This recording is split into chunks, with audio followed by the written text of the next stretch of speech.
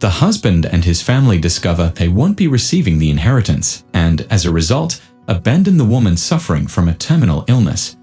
But when they return for her funeral, they are left in shock. Welcome to our channel, dear viewers. Subscribe to receive more stories like this every day. Elizabeth had always been a woman of quiet grace. She lived her life with a strength that others often mistook for passivity. She had an uncanny way of listening that made people feel as though she could see straight into their souls, a gift that kept her heart open, even when faced with the selfishness of others. When Robert entered her life, he was captivated by her calm demeanor and steady gaze.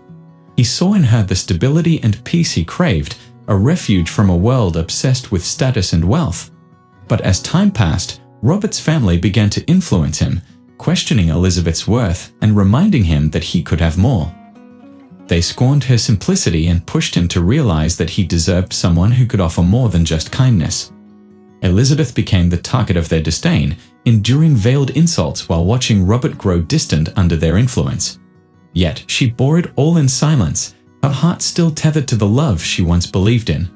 Everything changed when Elizabeth received her diagnosis. A rare, aggressive illness had taken hold of her, and the doctors gave her less than a year to live. The news devastated her, but she kept it to herself, unwilling to burden Robert or his family with the truth. They had long seen her as nothing more than a burden, but she secretly hoped that her quiet departure would spark a sense of regret in Robert, perhaps even remind him of the man he had been when he first loved her. Elizabeth's will was simple, or so she thought. She left everything she had to Robert, believing he would cherish it as a part of her legacy. However, in her final months, Elizabeth met a woman named Annabelle, a neighbor who had recently lost her husband and was struggling to raise 2 young children. The two women quickly became close friends, and Annabelle became Elizabeth's confidant, someone who listened without judgment. One evening over tea, Elizabeth confided her plans, and Annabelle's question shifted everything. "Elizabeth, are you sure this is the legacy you want to leave?" Annabelle asked gently. "Are you sure you want your love to be a gift to someone who has forgotten how to love you?" The question stayed with Elizabeth long after Annabelle had left. That night, she made a decision. She would rewrite her will, but she would keep the changes secret, an ultimate testament to the love and respect she once believed in.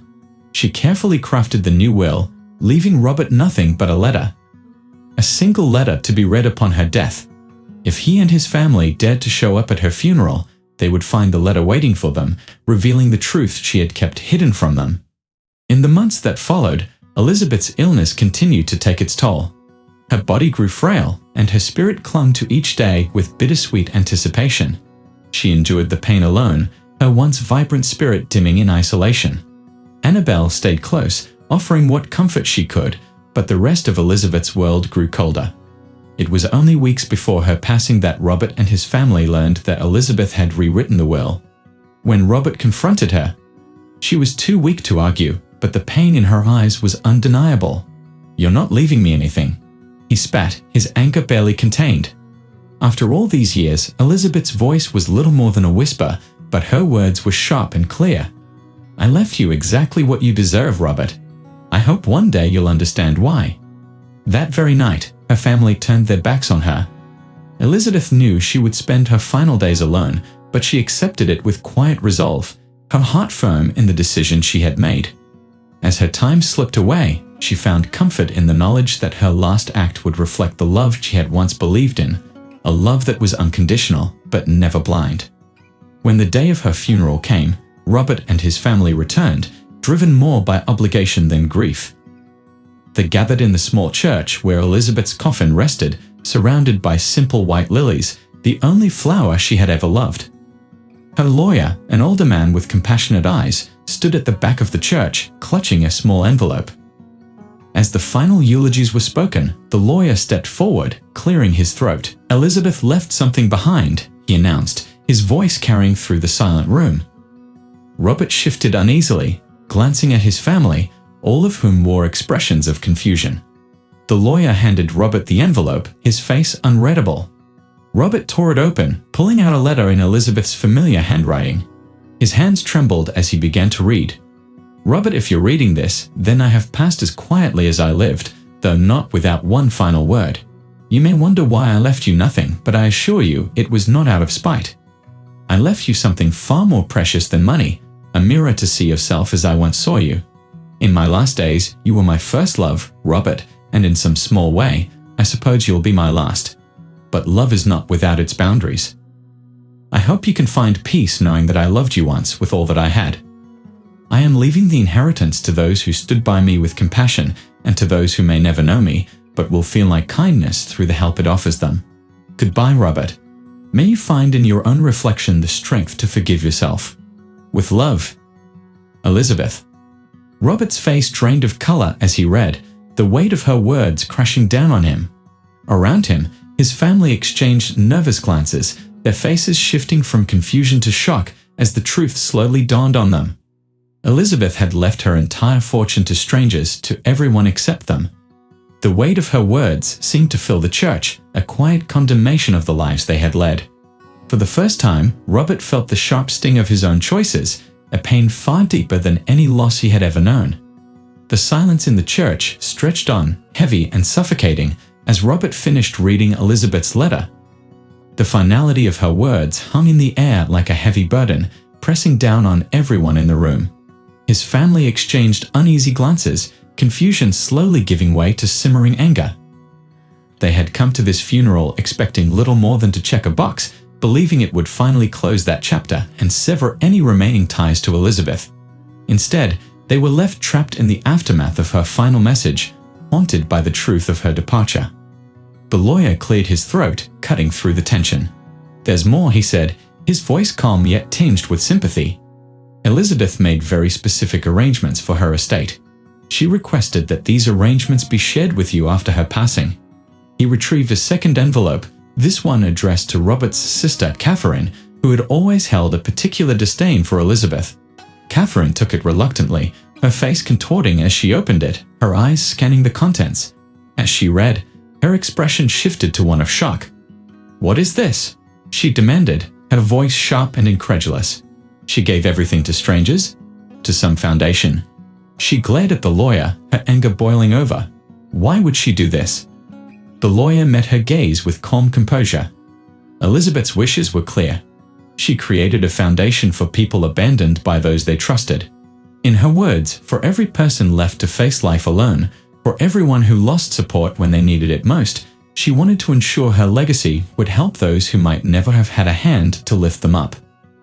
Murmurs spread through the room as Robert's family began to process the revelation, their disbelief giving way to fury and resentment. They had assumed Elizabeth's estate would be their reward, a final token of her loyalty. But now, the wealth she had accumulated would be used to aid strangers instead. It was an outcome they could barely accept. Meanwhile, Robert, who still held Elizabeth's letter close, remained silent.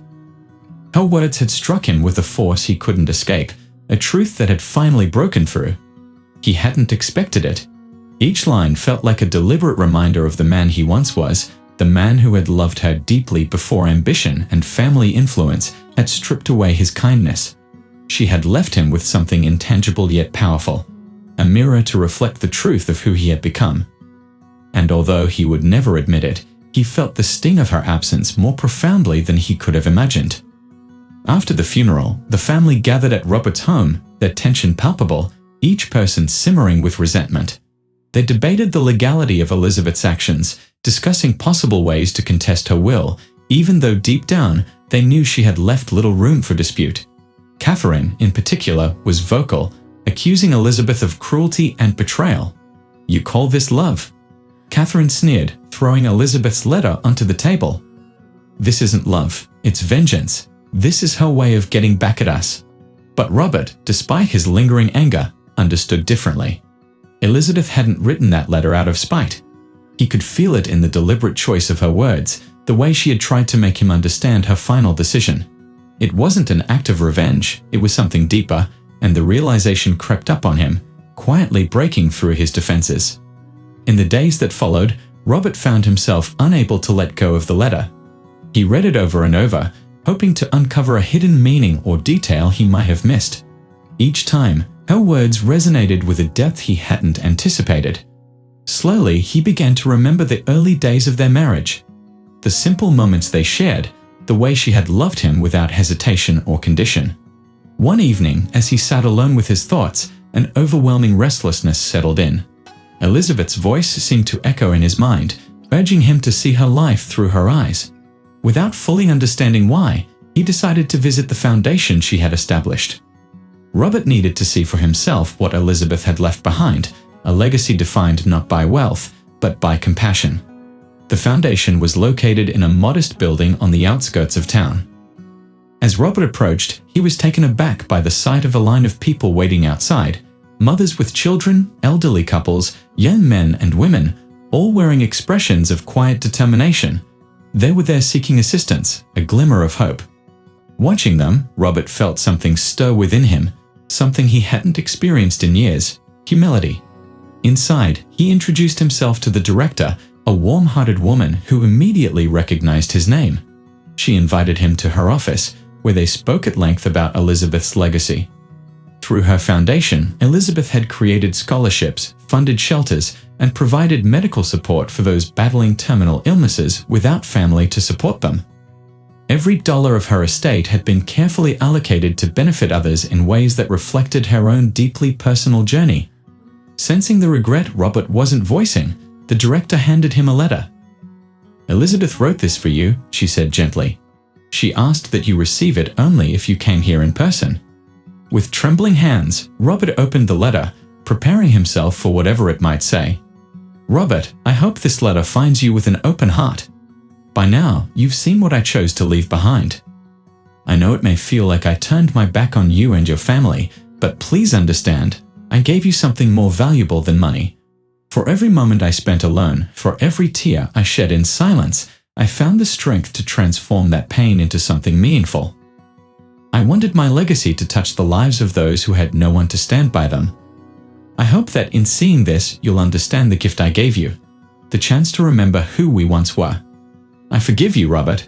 I hope in time you will forgive yourself too. With all my heart, Elizabeth." Robert's hands shook as he read her words. The anger and bitterness he had clung to slowly began to dissolve, replaced by a deep sense of loss, not just for Elizabeth, but for the man he had become. Her forgiveness was a gift he felt he didn't deserve. Yet it was the only salve that could soothe the guilt he now carried. The drive home was a blur. Robert's mind raced, overwhelmed by memories of Elizabeth, of the love they once shared that he had allowed to slip away. Her legacy was no longer just a foundation or a will, it had become a mirror, reflecting the person he had failed to be. That evening, as he sat in the quiet of his home, Robert realized that Elizabeth's inheritance was more than just money or material wealth. She had left him with the truth, a lesson he could never escape. The weight of it was suffocating, but deep down, he knew it was the only path forward. His family, on the other hand, was less accepting. Catherine and the others continued their efforts to contest Elizabeth's will, driven by their own pride and greed. But for the first time, Robert found himself uninterested in their schemes. The desire for wealth, the need for status, those things now felt hollow, empty echoes of a life he no longer wanted. The foundation became his refuge. He visited often, volunteering in the quiet hours of the evening, offering whatever little he could to honor Elizabeth's memory. Surrounded by strangers, he began to heal, rediscovering the compassion he had once taken for granted. As the weeks passed, Robert's family grew increasingly bitter and frustrated. Despite consulting multiple lawyers, it became clear that Elizabeth's will was ironclad. Every detail had been meticulously arranged, every clause was legally sound. Her assets, her investments, even her personal belongings, everything was irrevocably transferred to the foundation she had created. No legal argument, no matter how persuasive, could undo the finality of her decision. Catherine was the loudest voice of dissent. Her anger festered with each passing day. She railed against Elizabeth's cruelty, accusing her of betrayal. "She must have done this just to spite us," she said, her voice thick with resentment. The rest of the family echoed her bitterness, unwilling to accept that they had been cut off. To them, Elizabeth's actions were a calculated blow, an unforgivable betrayal of the wealth they had long assumed would be theirs. But Robert had grown distant from their complaints. In his mind, Elizabeth's letter had changed everything. It turned his focus inward, away from the blame his family eagerly cast on others. Her words had paved a path toward redemption, a chance for him to become someone worthy of the love she had once given him. As his family continued to plot and scheme, Robert found solace in spending more time at the foundation. Each evening he volunteered in small ways, helping with donations, organizing supplies, and speaking with those who came seeking assistance. At first, he kept to himself, a quiet observer. But as time passed, he began to engage with the people Elizabeth's foundation served: single mothers, the elderly, young people struggling to find their way. They shared their stories of hardship, resilience, and hope, and Robert listened, each story carving its mark into his heart. One evening, after finishing a busy day at the foundation, Robert met Annabelle, the friend Elizabeth had mentioned in her first letter. Annabelle was a warm, compassionate woman with a gentle smile and an inner strength that reminded him of Elizabeth. She greeted him with a look of both surprise and understanding. "So, you're Robert?" she asked, her voice kind but firm. "Elizabeth spoke about you often. She wanted you to see what she built here." Robert nodded, a twinge of guilt stirring within him. "I didn't understand her when she was alive," he confessed. "I didn't understand the value of what she was doing or what she saw in people." Annabelle placed a comforting hand on his shoulder. Elizabeth's kindness touched everyone she met. She believed in helping others, no matter what she went through in her own life. Her heart was always open, even when others turned their backs on her. They sat in quiet reflection, and for the first time, Robert truly felt the weight of his loss. Elizabeth had given him unconditional love, forgiveness without hesitation. She had created a legacy of compassion, something that would live far beyond her own life. Now, in the very place she had built, Robert saw the ripple effect of her love in the faces of everyone around him. Meanwhile, Robert's family was growing more desperate.